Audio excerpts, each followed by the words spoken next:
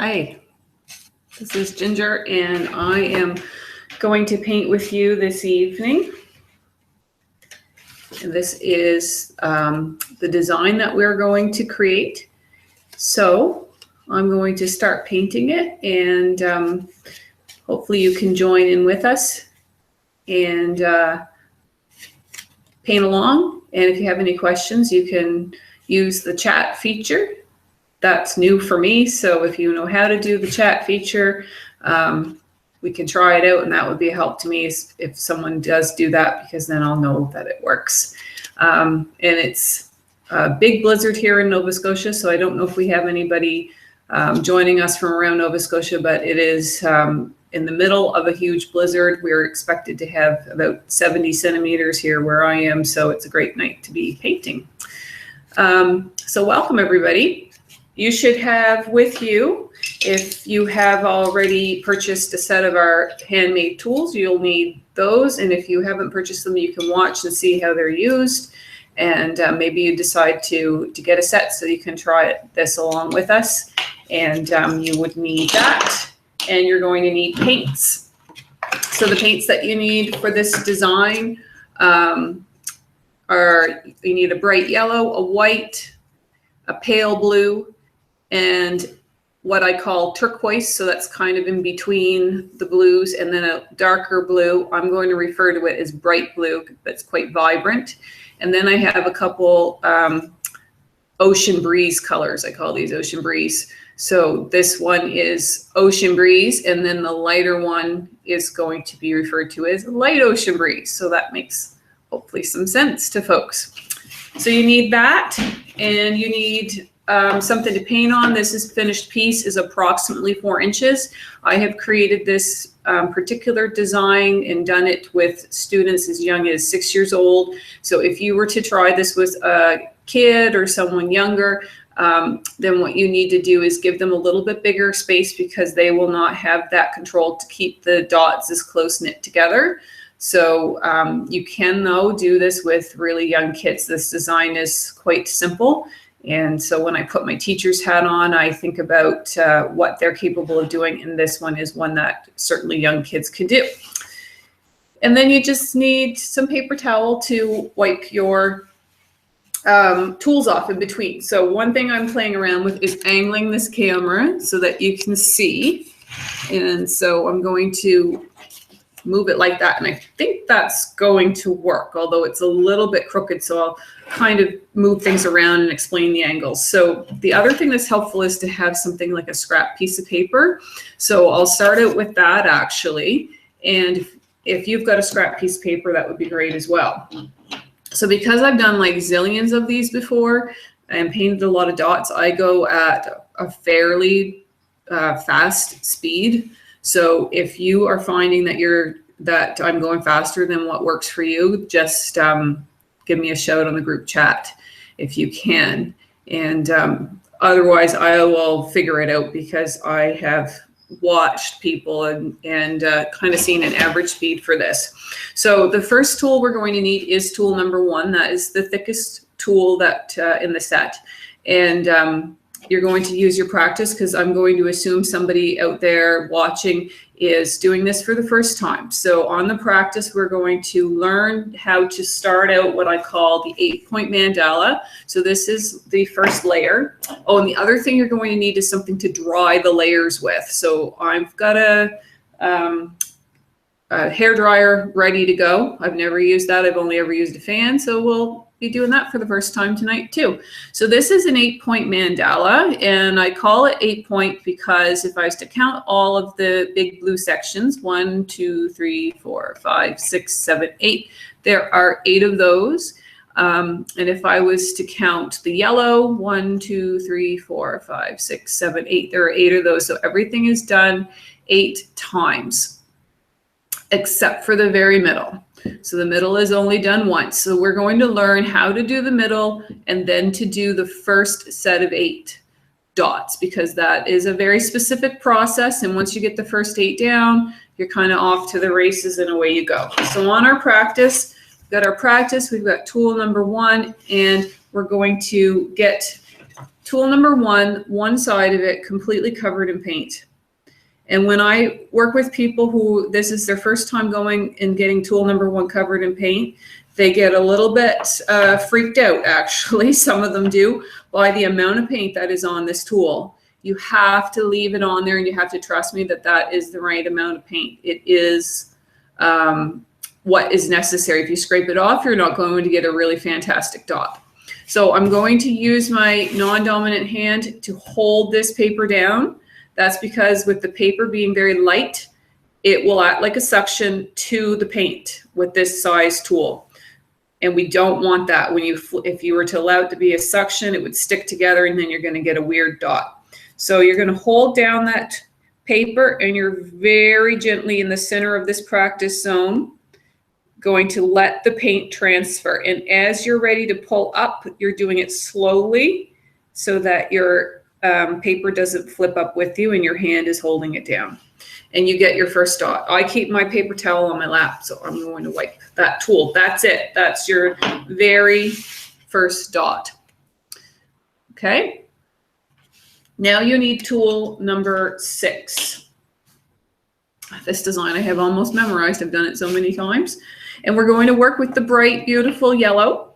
And in my mind, I am imagining that this is a clock with all the numbers on the clock. And I'm paying particular attention to the 12 o'clock spot and the 6 o'clock spot. Those are the spots that I'm always repeatedly focusing on. And if you picture those on an analog clock, they are directly in line with each other. It's an imaginary line that we're going to put dots on. So I'm going to get yellow. I'm going to do my first set of 8 dots are going to be yellow with tool 6. You always need to know what color and what size tool.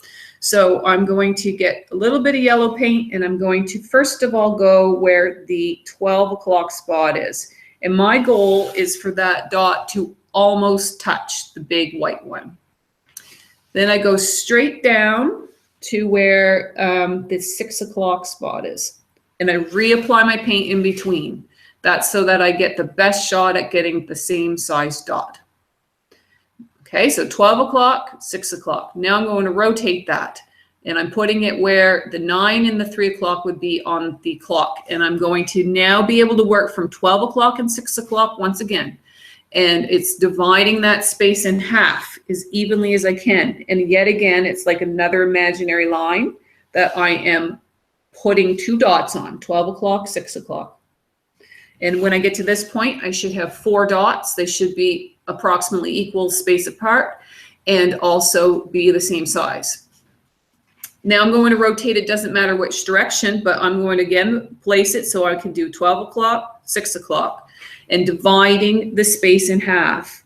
And again, it's like the third imaginary line that I work with to put on some dots. And there they are.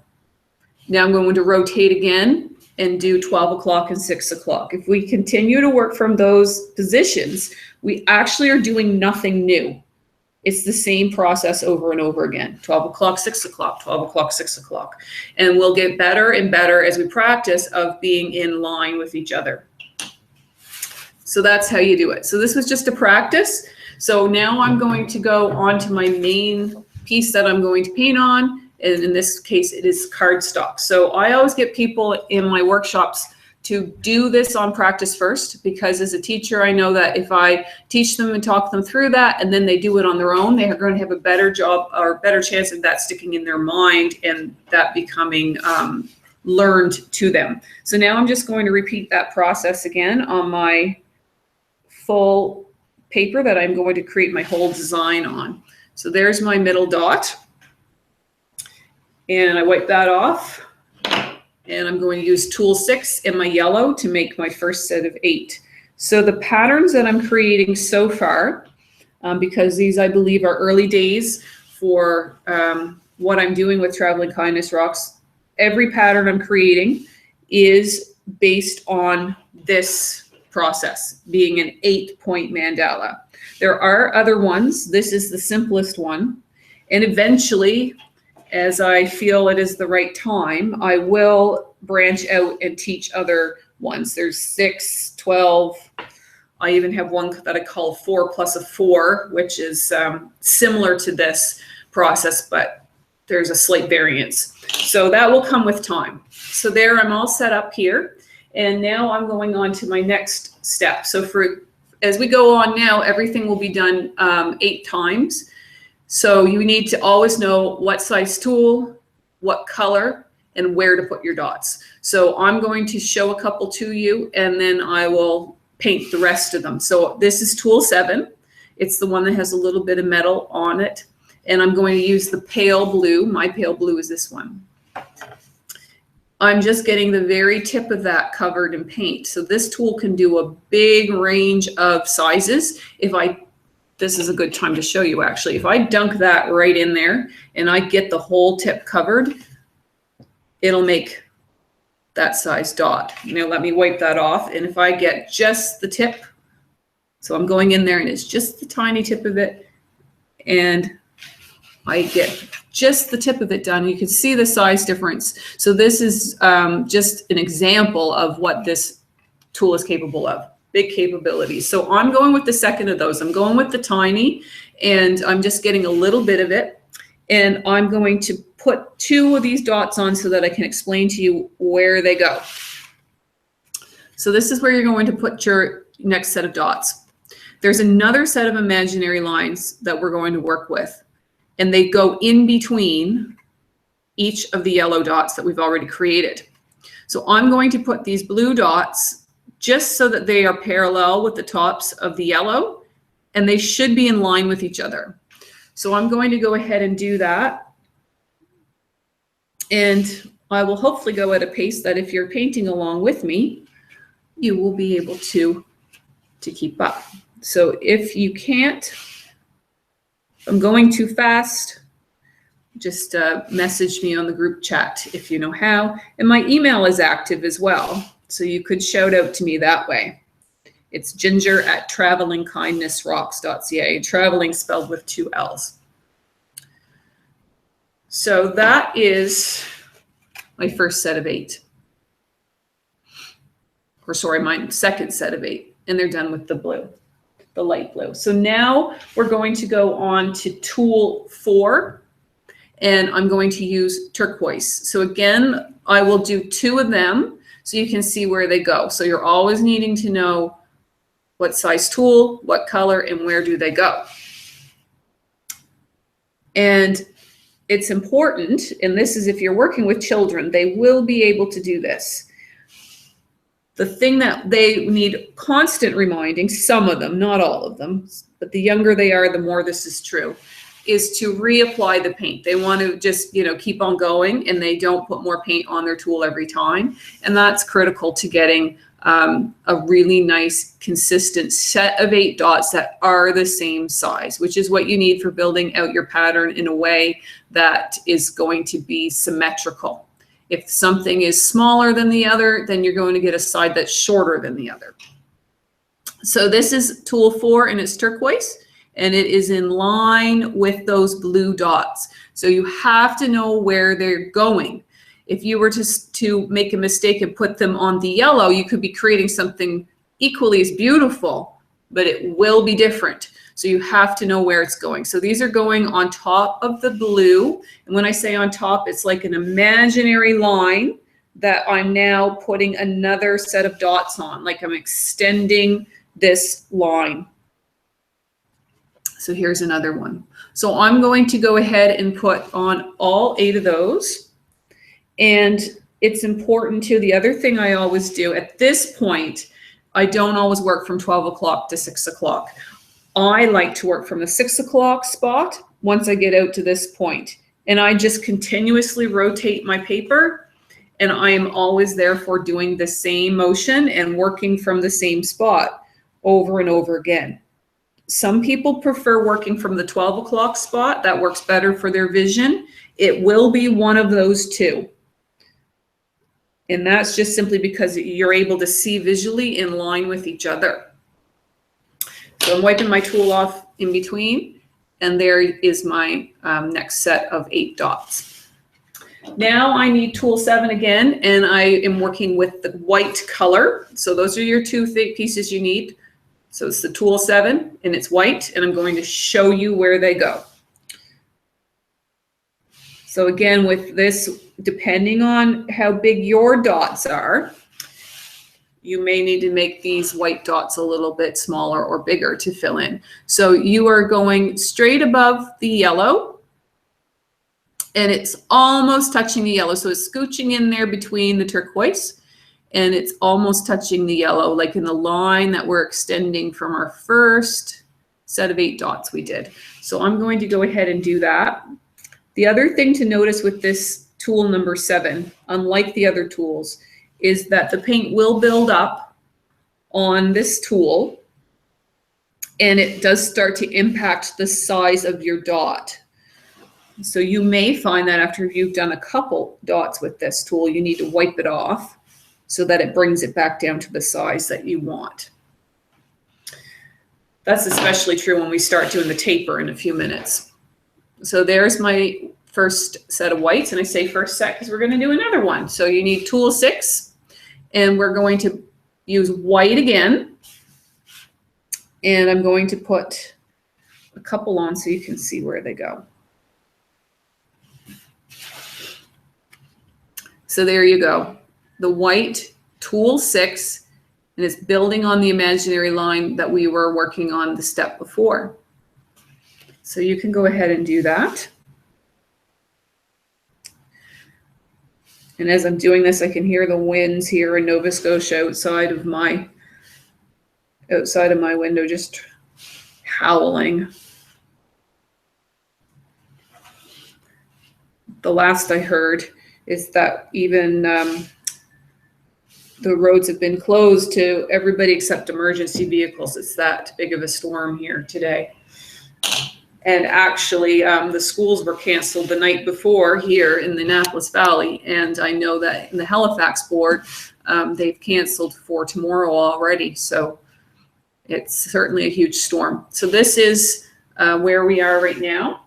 And we need tool 1. So we're going to go back to tool 1, and I'm going to remind you that this is going to make a big dot. And when I do these, and we're using the darkest blue, what is actually called bright blue. When I work with this, I also remind people that this is going to need some space to move out from the tool. So I'm going to do a couple of these so you can see them. They're going in line with the white.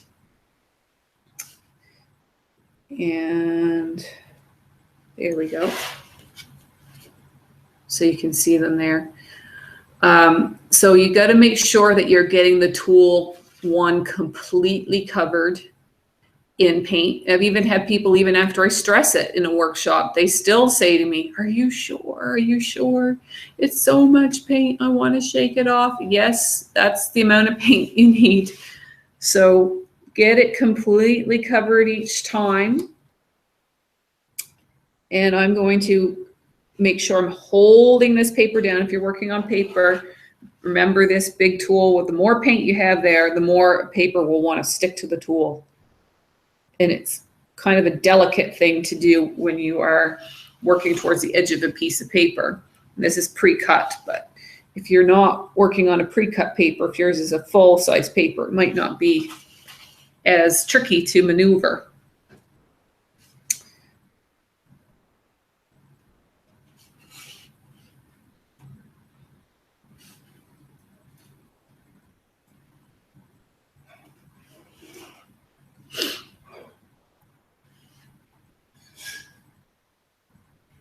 And there we go. There is our 8 big dots. I love these bright blue dots. they're my favorites, I think. So you may have yours evenly spaced like mine are. And if you do, congratulations, because that's pretty tricky to do, especially if you are new to dotting. And there may not be as evenly spaced here. So you can still work with, whatever is happening here. So if the pieces that like this size, 4 inches, is a great starting place for people. The bigger you build out, The larger a piece is, the harder it is. So that's just because every time you go out a step or out a layer from the center, it becomes more possible that you are off in your alignment. And that just, well, it's tricky to make it in alignment as you build it out. But what I always tell people is as you're going outwards, even if something is a little crooked, continue to look to the middle. So you're pretending that there is a spot, an imaginary spot right in the center of this white dot, and you are constantly lining things up with that. And that's important. So now we're going to use tool 4. And we have 2 beautiful ocean breezes. We're going to use the darkest one. I call it Ocean Breeze, and I call the other one Light Ocean Breeze. And we're going to do one more dot in the line that we have been working on. And I call this dot the anchor dot, actually. I have a vocabulary that I've created for my pieces so that people can and I can communicate around them. So I call this the anchor dot. We're going to actually be outlining these entire big blue dots we've created, and we need the anchor dot to go on first. It allows there to be a balance on either side. And so whenever you go to outline something, you always have to have something to anchor it. It has to be the middle so that either side can be symmetrical. It doesn't have to be huge or big, but it just needs to be there, whatever it happens to be, whatever you choose. So I'm going to go around and do that with my beautiful Ocean Breeze and put a dot, an anchor dot that's directly in line with the center. So some dots are more foundational than others as far as alignment, and this would be one. The next set we do is not critical to the alignment, as you're going to see. It's still important. It's just not keeping the design in alignment. So that is my anchor dot. And now I'll need tool 6. And what I'm going to do is create a neighbor on each side with the same color. And what you have to do is you have to try to put that little neighbor as close to your big blue and as close to your Ocean Breeze or your first anchor dot and Ocean Breeze as you can. So you're going to do that on each side. So this step is done 8 times, but the step has 2 dots in it. So you got to go and do 16 in total. And reapplying your paint every single time. So this is, like I said, we're working to outline the entire big blue dot. So whatever happens on one side, we want to happen on the other. So you get an anchor dot that is in the very center, lined up with the center whenever you're going to outline a dot. And then whatever's on one side, you want it to be the same on the other. And that's the basic concept. So there's my 2 neighboring dots. And now we're going to finish outlining. So I'm going to use tool 7, and I have Ocean Breeze, but the lighter version this time. And if you haven't played around with this tool, it does another capability. You can do what we've been doing and make a set of 8 dots, or you can use it to make a bunch of dots in a row that are smaller and smaller, which is beautiful. So that's what we're going to do now, is we're going to outline. Now, through lots and lots of practice, I know that for most people, if they were to start outlining right now, they may not make it all the way around. So I get people to re-dip. So dip once and then go back and get a little more paint, and then you can go around. So what you're trying to do is get your progressively smaller dots to go as close to the blue dot as you can. And then you do the same thing on the opposite side. So I am going to reapply my paint once and then go all the way around. So you need to do that for every single one. So in my instructions, if you are purchasing any of my patterns, or if you are in the pattern club, I call this particular process the taper, because the dots taper off. So this is where you may find that after you've done a few outlines, you need to wipe off the tool because it will, if you keep paint on it, then it will start to get bigger dots. So I'm going to wipe off now that I've done 3 of them. And as you can see, I continuously rotate my design so that I'm always working. And that's great because I'm also doing a good job of keeping my hand out of the paint. If you work with kids, if you do it with kids, they will get their hand, some of them anyhow, some will get their hand in the paint, and that's easy to fix. What you got to do is you got to let, and if it happens to you, and it will, it's just with kids, they will likely have more little spills and little things like that to fix up than the average adult. So with kids and adults that need a little fix up after a layer has dried, it's got to be dry. You can go in and you can use this tool number 7 like a little marker. If you put some black paint in a tray and then you dip this tool into the black paint, you can kind of go over it like a marker if it's got on the black spot where there shouldn't be any paint. And if it's a spot where, you know, if it's the big blue dot got some ocean breeze in it, you could do the same thing and just use the color that should be there. So there's a lot of things that you can fix up. So I've got my last one here. And if you're following along, I might have done that faster than you folks. But you could always pause this, I suppose. I believe you can, and go back and view it again. And we're going to use tool 3. And this is where, so far, it's a whole lot of blue going on, but we're going to bring in some beautiful yellow again. So I'll show you where it goes. So I've told you the color, told you the tool, and then you need to see where the dots go. And again, you got to be careful that the tool doesn't stick to the paper. So there's where your yellow goes, and actually it may look like, you know, you're just sticking it on in there, but it is lined up with the turquoise we did so long ago. So they are in line with each other. And you're just going to continue to rotate. If you're working on a small piece of paper like me, be careful. The closer you get to the edge, the more chances of a little accident happening.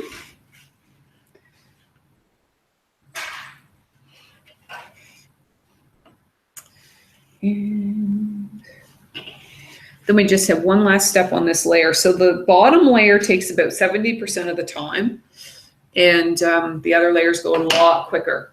So the last step is tool 7. It's yellow again, and I'll show you where they go. It's just a little finishing maneuver, a little finishing dot. It's actually going inside. So you're going in between where the yellow is towards the turquoise, but you're putting it as close to that yellow dot as you can. So that's the last step you got to do for this particular pattern. And now the fun will begin because we need to dry this. And I do have dry versions over here, but I'm curious to see. I've got my hair dryer. I have never done this with a dryer. I'm going to put this up so you can see me again. So I have never done this with a dryer. I'm going to give it a shot. So this could be good, or I could light the thing on fire. Here we go.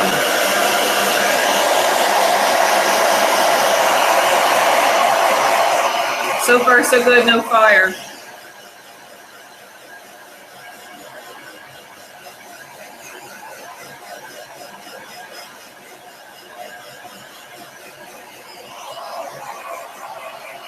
Oh, it's drying really quick too.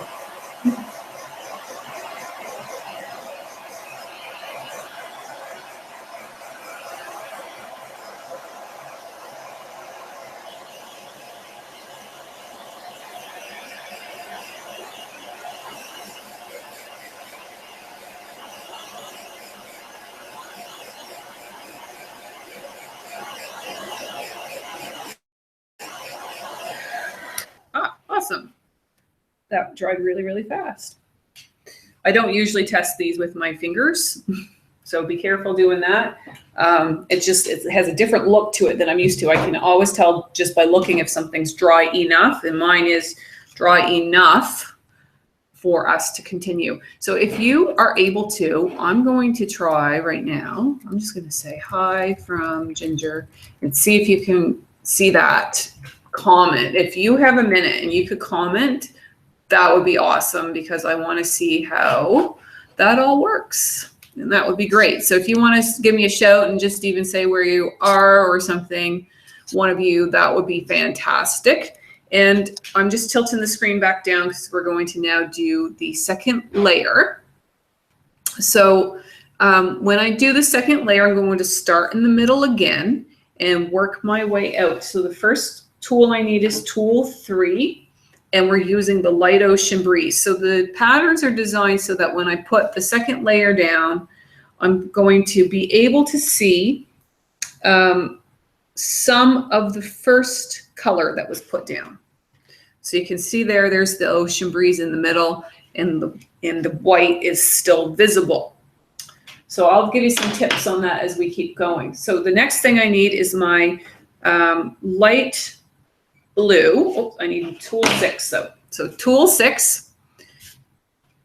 So the middle, I probably went too fast. This was tool 3, light ocean breeze, and that goes in the middle. And now we're using tool number 6, and we're going to put the light blue where the turquoise is. So it's going to go right here. So I'll do one so you can see. So as you can see there, the turquoise, you can still see a little bit of the color, and you still are able to just get a ring of that, and then also the new color on top. So I'm going to go around and do that to all of them. Now, when the tools in the layers, so this turquoise was tool 4. The bottom layer was done with tool 4.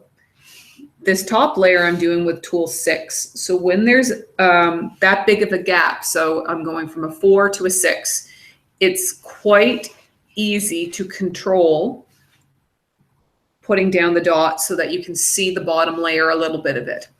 When the tools are close to each other, so if you're going from tool 1 on the bottom layer to tool 2 on the next layer, that's when you're going to find it potentially for you. Some people will be okay, but others it will be harder to control that. So you may want to tweak the designs a little bit and change the tool so you're using a smaller size tool, and that's okay. So these are all guidelines. The tools and the patterns are guidelines. The most important thing is that you still see the ring from the first layer. So don't sacrifice that just to say, hey, I used the tool that was in the pattern. Don't sacrifice that. Sacrifice the tool number and go use a smaller size tool until you get control over the tools. Or, hey, don't even worry about it. Just do what works for you, because, again, these are just guidelines. Now you need tool 7. And we're going to take the light ocean breeze and we're going to put a dot of it. This is the lightest one in the little white. So it's just a tiny little accent, and it's going to go in there just to kind of put some beautiful ocean breeze in there. When I first taught workshops in person, I used to make my classes earn ocean breeze.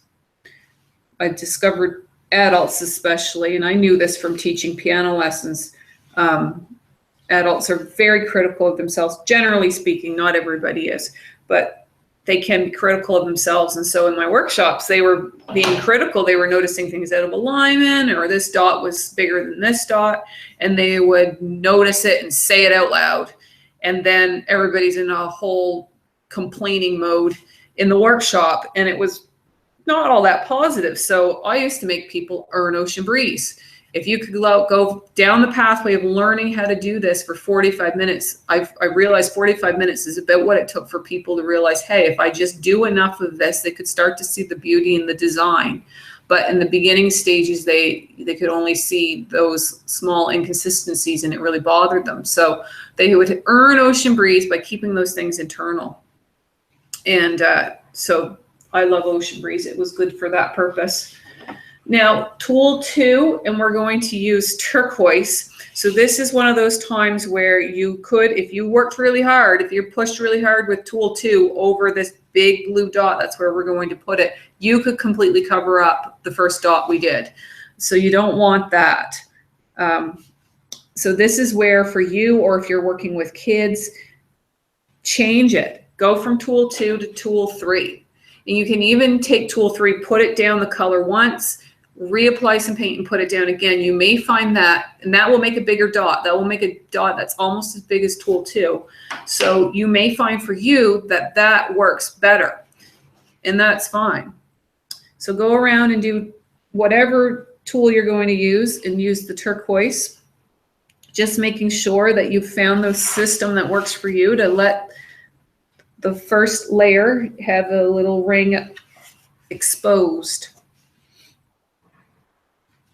So some people might think that I know when I create these designs what things are going to look like when it's all done. And these simple ones, I suppose, in a way I do.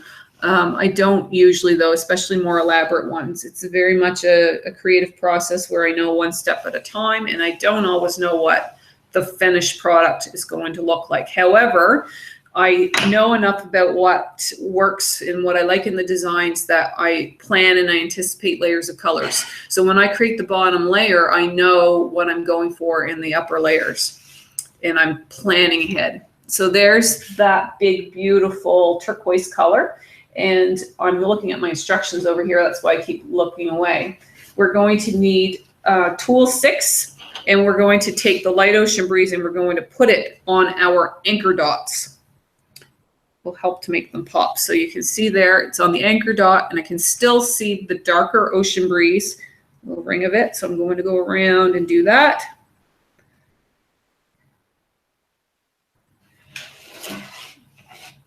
And I'm being very careful to not smudge it. One time I flipped one of these completely onto my jeans, flipped it right up off the table and flipped it onto my jeans.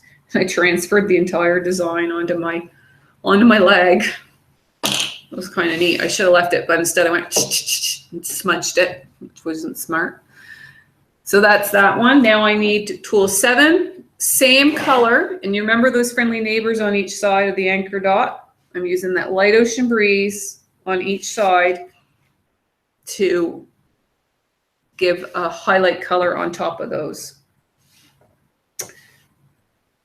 So when I say I planned it, you can see, hopefully, when we did our taper and we finished outlining that big blue dot, I used the light ocean breeze. So I knew as I was creating that part of the design that this light ocean breeze was going to go in these places we're now putting it. So I kind of anticipated that flowing down around the big blue dot. It was on purpose when I made the design.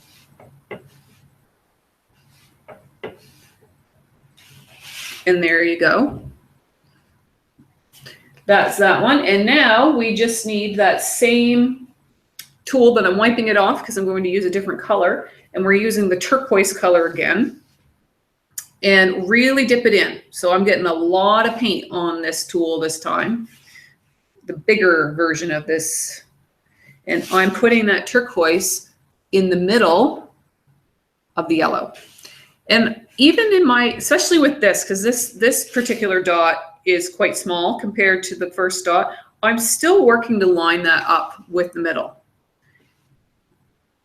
So even if things on the bottom layer were a little bit off, a dot like this can actually fool the eye into thinking that things are a little straighter than they are. So even on your upper layers, take the time to line things up, especially a dot like this where it is a small percentage covering up the bottom layer. So that's layer 2, and we're going to get out the hairdryer again. I'm so impressed with the hairdryer. I'm going to have to get a few of those in my bag of tricks for the workshops I do. It's drying way faster than a fan is. So there's only one more set of 8 dots to do, and it's going to go on top of the biggest dots that are here. Of course, the biggest dots take the longest to dry. Nobody's given me a shout out yet. I'm a little depressed. So if you know how, and I think you have to have a Google account to say hi. So you might not have a Google account to say hi to me. Or you're saying hi and I don't know how to use the technology. That's always possible.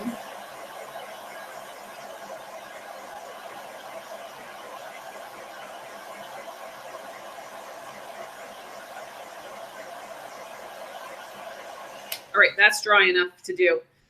So actually, I kind of lied. We're going to be putting a set of 8 dots in those big blue zones, but we also are going to do something in the very, very middle to finish it off. So you're going to need tool 6 to do all of the top layer. And in the very, very middle, you're going to put bright blue. Now I'm noticing that my hair dryer, because I speeded up the whole drawing process, is cracking the paint. But I can sacrifice that since I'm with you wonderful folks live. So there's the very center, and getting the center takes time and practice. Do not mess around with it. Some of you right now might have it a little off kilt. And I have people in workshops that want to redo it. If you want to redo your center, you can let it dry completely. And then if things on the tops 2 layers went a little wonky, you have to go back and redo, go back over it with white in this case, but you risk actually messing it up more, because picture how much care you have to put this big, huge tool to make these big, huge dots. If you don't have good control over that yet, what's going to happen is you're going to get that kind of wonky and into those first set of yellow, beautiful dots that build out on your design. So you know what? I'd probably just leave the center, and you could practice that, you know, if you wanted. If that's an issue you're seeing with your designs, you could just literally take a bunch of big white dots, put them on a practice, and then practice just getting a center, putting things in the center of that. And that would be a wonderful little exercise. So now we're going to finish off. My dots here are moderately dry. If they're not fully dry, because we're going through this quickly, ideally you'd let it fully dry.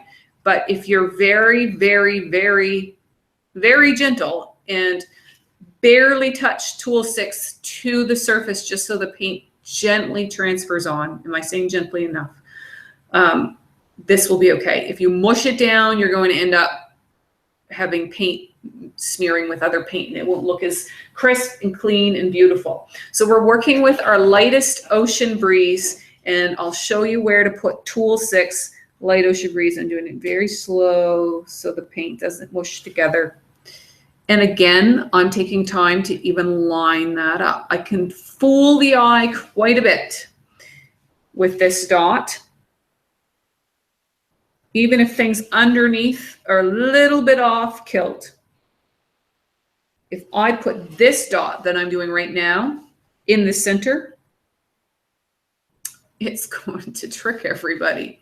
If you put this dot off center, even if things underneath were in the center, then everybody's going to think it's crooked. That's how important this dot is.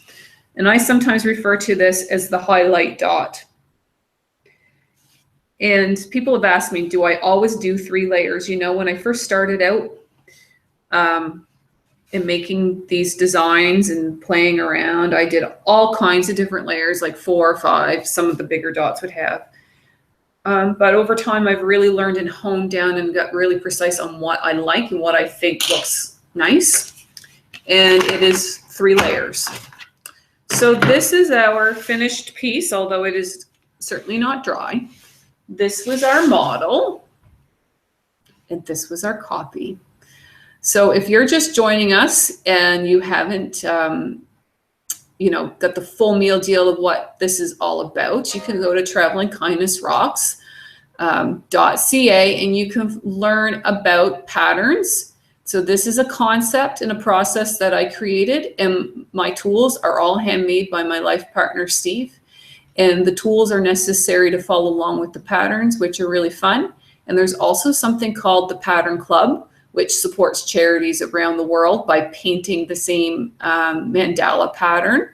and you can learn how that works. And that club has members now from 8 different countries. I was really excited this month because someone from South Africa just joined that club. It is such a thrill.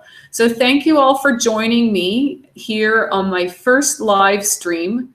I don't suppose it will be my last. So stay tuned, and I hope you enjoyed dotting along. If you did create a piece this evening and you would like to post a photo of it, I would be more than happy to see it, or you can email it to me.